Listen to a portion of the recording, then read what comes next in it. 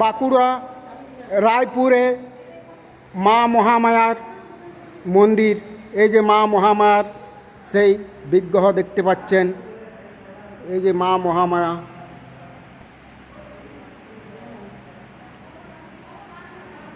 এই মা মহামায়ার বিগ্রহ, এইখানে মা মহামায়ার ভক্তগণেরা এসে এইখানে পূজা দিয়ে যান।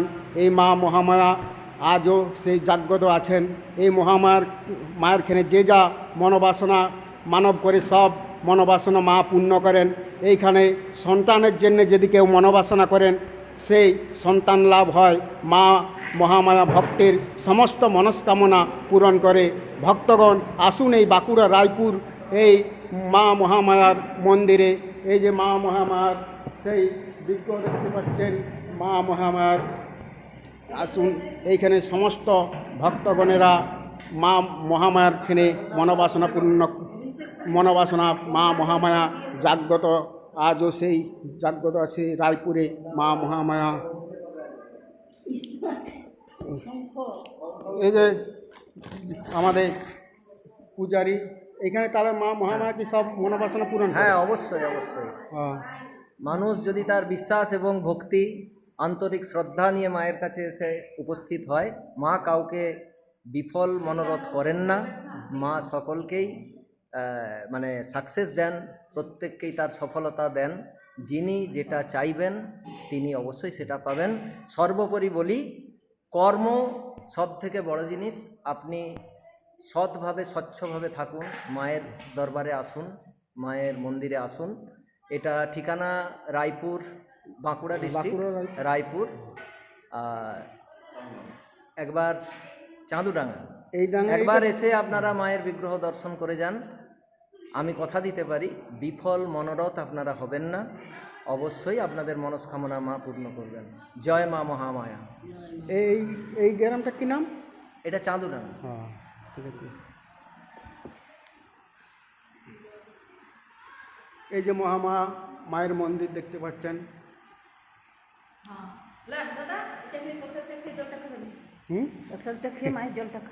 আমি প্রসাদ থেকে, আমার থেকে নেন তো না, হয় এটা আমি ইউটিউবেতে দেবো। আমি অনেক ভিডিও দিয়েছি ইউটিউবে, আমার জয় বিশ্ব হরিমা চ্যানেল। জয় বিশ্ব হরিমা চ্যানেল, যে কোনো বেলাতোড়ে গাজন সব কিছু আমার এই ধর্মস্থান নিয়ে ভিডিও করি। হ্যাঁ, হ্যাঁ, ইউটিউবে দেখতে পাচ্ছেন জয় বিশ্ব হরিমা 22-17। এই যে মন্দির প্রাঙ্গণ মা মহামায়ার। এখানে কি মন্দির এখন বন্ধ থাকে নাকি? না, এইটা এখন এবারে বন্ধ হচ্ছে, আবার সন্ধ্যাবেলা বিকেল থেকে। বিকেল কটার থেকে খোলা হবে? বিকেল ধরুন 4টার থেকে। বিকেল 4টা থেকে মন্দির মায়ের খোলা হয়। হ্যাঁ, আর সকাল আপনার 6:30 নাগাদ সন্ধ্যা আরতি হয়। শীতকালে একটু আগাম হয়।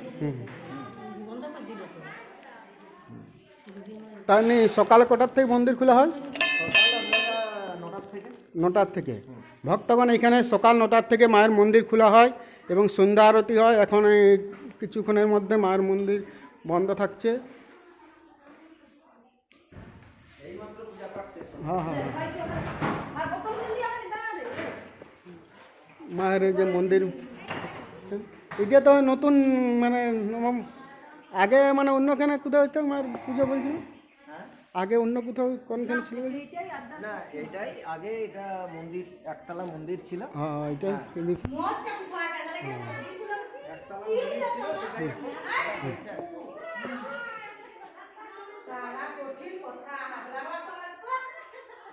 এই যে মা মহামায়ার মন্দির, মা মহামায়ার মন্দির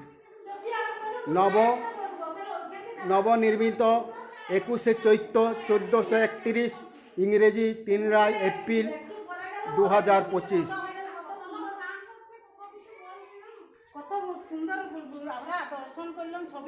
ভক্তগণেরা এখানে এসেছেন, ভক্তগণেরা মা চরণে পুজো দিয়েছেন এবং সমস্ত ভক্তের এখানে মনোবাসনা পূর্ণ করে মা মহামায়া। আমি এখন এই মন্দিরের সিঁড়ি দিয়ে নামছি।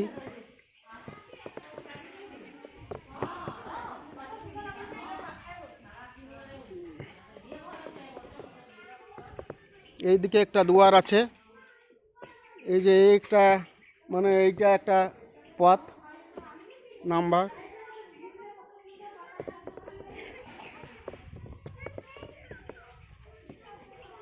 এখানে মা সিংহ বাহিনীর দেখতে পাচ্ছেন।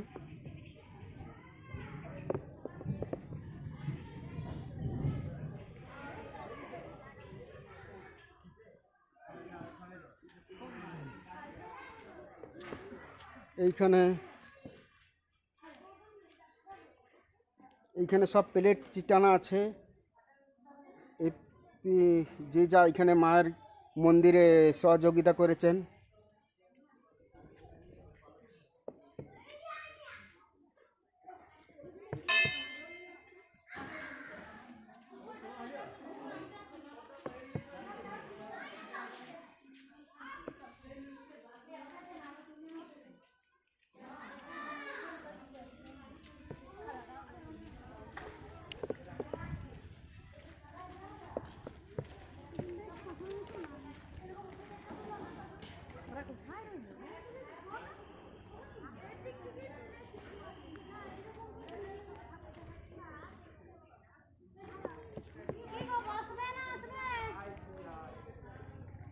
এই যে মায়ের যে মহামায়া মন্দিরটি উচ্চতা, এই উচ্চতা দেখতে পাচ্ছেন। এই যে উচ্চতা মায়ের মন্দির, এই উচ্চতা মোটামুটি হবে, এই উচ্চতা 100 ফুট হবে। এই উচ্চতা মোটামুটি একটা স্টারের চেয়ে উচ্চতা বটে, যে মোবাইলের টাওয়ার। এই উচ্চতা কতটা ফুট হবে? এই মা মহামায়ের মন্দিরের উচ্চতা 108 ফুট। আমি 100 ফুটই বলেছি। এখানে একজনকে গ্রামবাসীকে শুধালাম যে 108 ফুট বটে। 108 ফুট উচ্চতা দেখতে পাচ্ছেন। এইখানে সে একটা পুকুর ছিল না, সে পুকুরটা কোন কত দূরে? কোন রাস্তাটা? এই রাস্তাটা। ও আমি কোথায় বাড়ি? হ্যাঁ, ও বিনপুরে। এইখানে অনেক দূর দূর থেকে এখানে ভক্তগণ আসে। শুধু আমাদের বাঁকুড়া নয়, বাঁকুড়া, মেদিনীপুর, পুরুলিয়া, এই সকল ঝাড়গ্রাম, এই সকল এলাকা থেকে এখানে মহামায়ের মন্দিরে মায়ের চরণে পুজো দিয়ে যান। মা সর্বমনস্কামনা পূরণ করেন। মা সর্বমনস্কামনা পূরণ করেন। এইখানে সন্তানের জন্যে মা এখানে মনোবাসনা করলে সেই ভক্তের মনোবাসনা মা পূরণ করে।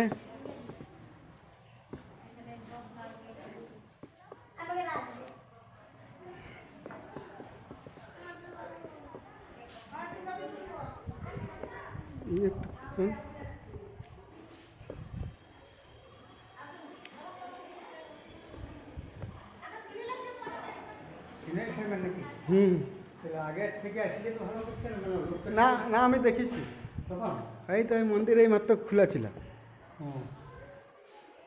তো ওইখানে ওই রান্নারখানে যে অন্নপ্রসাদ দেওয়া হয় এইভাবে। অন্নপ্রসাদ তো কখন হয়?